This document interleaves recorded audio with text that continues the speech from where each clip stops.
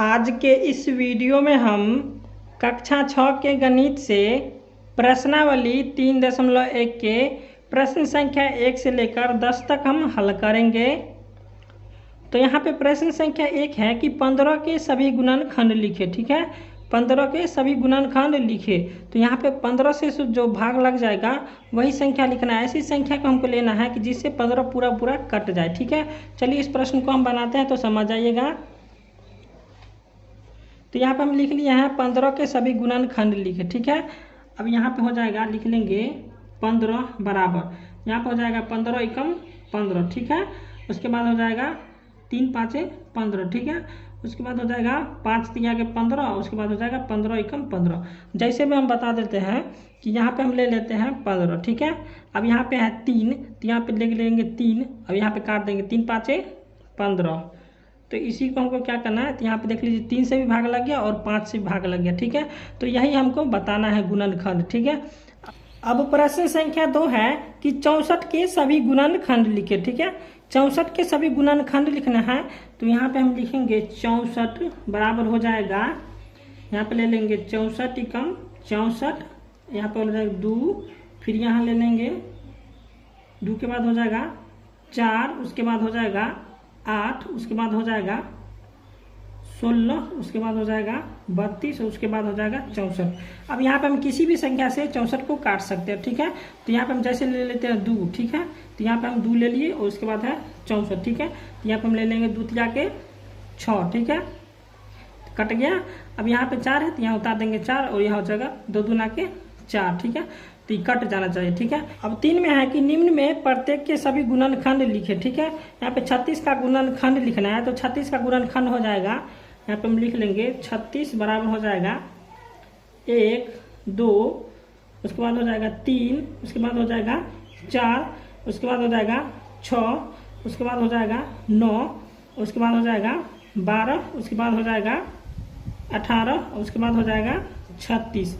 तो यहाँ पे जो गुणनखंड लिखे हैं यही वाला है, इसका भी गुणनखंड लिखना था हमको। तो यहाँ पे हम लिख दिए, देख लीजिए 36, 2 के पारा में भी 36 होता है, 18 दूना 36 हो जाएगा और 3 तो 12 तिया 36, यहाँ पे हो जाएगा 4 4 नमा 36, यहाँ पे हो जाएगा 6 6 6 1 36, 9 चौका 36, यहाँ पे हो जाएगा 12 तिया 36, 18 दूना 36 और 36 एकम 36।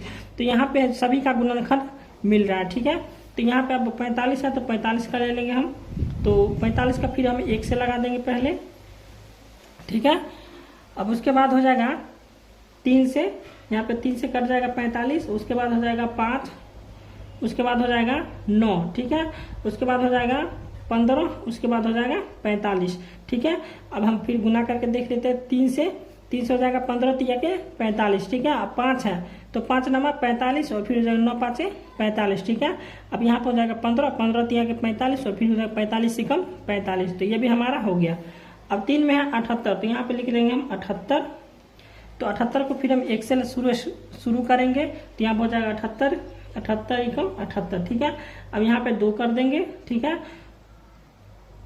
और उसके बाद हो जाएगा 3, उसके बाद हो जाएगा 6, उसके बाद हो जाएगा 13, उसके बाद हो जाएगा 26, उसके बाद हो जाएगा 39, उसके बाद हो जाएगा 78। ठीक है, अब यहाँ पे हम गुना करके दिखा देते हैं कि 2 से 39 बार में कितना हो जाएगा 78। ठीक है, अब 3 है, 3 से 26 दिया 78 हो जाएगा। ठीक है, अब यहाँ पे 6 है, 6 को 13 का जब 13 का पहाड़ा जब हम 6 बार पढ़ेंगे तो कितना 13 6 का 78। ठीक है, तो ये हमारा सभी गुणनखंड मिल रहा है। ठीक है, अब यहाँ 4 नंबर में 125, तो यहाँ पे ले लेंगे हम 125 बराबर हो जाएगा। अब यहाँ पे फिर हम 1 से लगा देंगे पहले, उसके बाद हो जाएगा 5 से। ठीक है, 5 से लगाएं तो 25 5 125 हो जाएगा, यहाँ पे हो जाएगा 25, तो 25 5 125 और फिर हो जाएगा 125। तो इनका गुणनखंड मिल गया। ठीक है, अब 5 में है 144, तो यहाँ पे हो जाएगा 144 बराबर ले लेंगे। एक पहले तो 1 आ जाएगा, उसके बाद हो जाएगा 2। ठीक है, उसके बाद हो जाएगा 3, उसके बाद हो जाएगा 4, उसके बाद हो जाएगा 6। ठीक है, उसके बाद हो जाएगा 8, उसके बाद हो जाएगा 9, उसके बाद हो जाएगा 12, उसके बाद हो जाएगा 16। ठीक है, उसके बाद हो जाएगा 18, उसके बाद हो जाएगा 24, उसके बाद हो जाएगा 36, उसके बाद हो जाएगा 48 और इसके बाद हो जाएगा 72। तो यही हमारा 144 का गुणनखंड आ गया। ठीक है, अब प्रश्न संख्या 4 है कि 14 के गुणज लिखे। ठीक है, 14 के क्या करना हमको गुणज लिखना है। तो यहाँ पे हम 14 का पहाड़ा लिख देंगे। यहाँ पे लिख देते हैं 14 का 14, 14 दूने 28 हो जाएगा, 14 तिया 42, 14 चौके 56, 14 पंचे 70, 14 छक 84 और 14 साते 98, 14 आठे 112, 14 नवा 126, इसी तरह से चल जाएगा 14 का गुणज। ठीक है, अब यहाँ पे है 5 में कि 18 के गुणज लिखे। ठीक है, तो यहाँ पे हम 18 का पहाड़ा लिख देंगे। 18 के 18, 18 दूना के 36, 18 तिया के 54, 18 चौके 72, 18 पंचे 90, 18 छक्का 108, 18 साते 126, 18 आठे 144, 18 नवा 162। ठीक है, इसी तरह से चला जाएगा 18 का पहाड़ा। ठीक है, अब प्रश्न संख्या 6 है कि निम्न में प्रत्येक के पहले 5 गुणज लिखे। ठीक है, यहाँ पे क्या करना है कि 4 का पहाड़ा 5 बार पढ़ना है। ठीक है, तो यहाँ पे हम लिख लेंगे 4 का 4, 4 दूनी के 8, 4 तिया के 12 और 4 चक्कर हो जाएगा 16 और 4 पंचे 20। तो यही हमारा आंसर हो गया। अब यहाँ पे 12 का क्या करना है, 5 गुणज लिखना है। तो यहाँ पे हो जाएगा 12 के 12, 12 दूनी 24, यहाँ पे हो जाएगा 12 तिया के 36 और 12 चौके 48 और 12 पंच हो जाएगा 60। ठीक है, अब 30 का लिखना है तो 30 ही कम 30, 30 दूनी के 60, 30 तिया के 90 और 30 तिया के हो जाएगा 30 चौके हो जाएगा 120 और 30 पाँच हो जाएगा 150। अब 24 का 5 गुणज लिखना है। तो यहाँ पे हो जाएगा 24 ही कम 24, 24 दूनी के 48 और 24 तिया हो जाएगा 72 और 24 चौके हो जाएगा 96 और 24 पाँच हो जाएगा 120। ठीक है,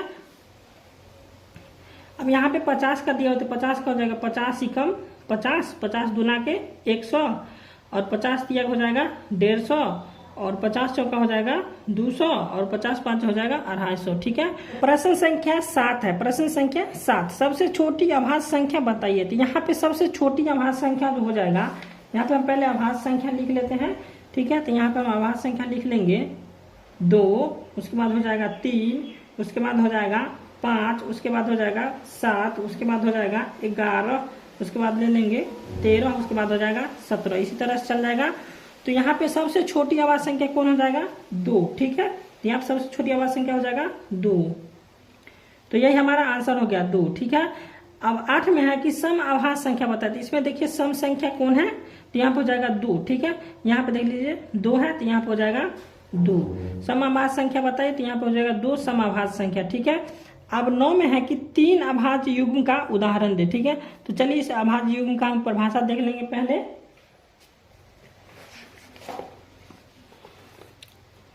तो यहाँ पे परिभाषा दिया हुआ है, यहाँ से हम घेर लिए हैं कि अभाज्य संख्याओं के जोड़े के, यहाँ पे दिया हुआ है कि अभाज्य संख्याओं के जोड़े को उनके बीच केवल एक ही भाज्य संख्या हो अभाज्य युग्म या जुड़वा अभाज्य कहलाते हैं। ठीक है, तो यहाँ पे देख लीजिए जैसे में दिया हुआ है 11 और 13। देखिए 11 के बीच में क्या है 12 हो जाएगा। ठीक है, उसके बाद हो जाएगा 13। तो यही हमको अभाज्य युग्म बताना था। ठीक है, तो यहाँ पर 17 है, 17 के बाद हो जाएगा कितना 18, तो इसके बाद हो जाएगा 19। ठीक है, अब 29 है तो 29 के बाद हो जाएगा 30, उसके बाद हो जाएगा 31। तो यही हमको आंसर लिखना है। ठीक है, तो यहाँ पे 11, 13, उसके बाद है 17, 19, उसके बाद है 29, 31।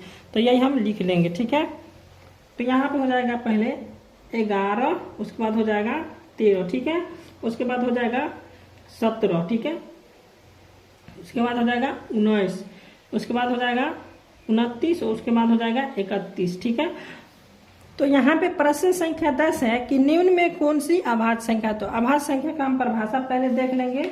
ठीक है, चलिए हम परिभाषा दिखा देते हैं।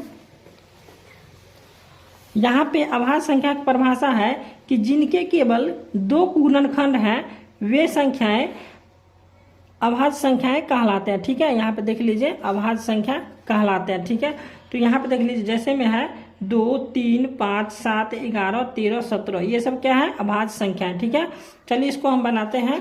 तो यहाँ पे दिया हुआ है 23। ठीक है, 23 का क्या करना है केवल 2 गुणनखंड जिसका होगा वही हो जाएगा अभाज्य संख्या। तो यहाँ पे ले लेंगे 1, इसमें 1 से भाग लग सकता है और 23 से। ठीक है, इसमें 42 है तो इसमें हो जाएगा 1 से लग जाएगा, उसके बाद 2 से लग जाएगा, उसके बाद जो है 3 से लग जाएगा।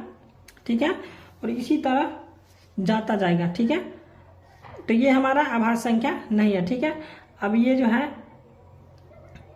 31 है। ठीक है, तो इसमें हम 1 से लगा सकते हैं, उसके बाद 31 से लगा सकते हैं, उसके बाद किसी भी संख्या से नहीं लगेगा, ठीक है। यहाँ पे 28 है तो यहाँ पे लगा लेंगे हम 1 से लगा सकते हैं, 2 से लगा सकते हैं, उसके बाद 3 से नहीं लगेगा, उसके बाद हो जाएगा 4 से लग जाएगा, उसके बाद 7 से लग जाएगा, इसी तरह हो जाएगा। अब यहाँ पे है 9, 9 में क्या करेंगे, यहाँ पे लग जाएगा 1 से लग सकता है, इसमें 3 से लग सकता है, उसके बाद 9 से लग सकता है, ठीक है। तो इसी तरह लगता चला जाएगा। तो यहाँ पे 9 ही तक है तो इसमें नहीं लगेगा, यहीं तक हो जाएगा, ठीक है। तो यहाँ पे हमको बताना था कि जिसके केवल 2 गुणनखंड है वही हमारा अभाज्य संख्या है। तो यहाँ पे देख लीजिए कौन है, 1 और 23, तो इसका हो जाएगा अभाज्य संख्या कौन है, 23, ठीक है। अब यहाँ पे ई में है, देख लीजिए ई में है 1 और 31, इसका केवल 2 ही गुणनखंड है, तो ये भी हो जाएगा अभाज्य संख्या, ठीक है। अब बाकी सब अभाज्य संख्या नहीं है, भाज्य संख्या, ठीक है।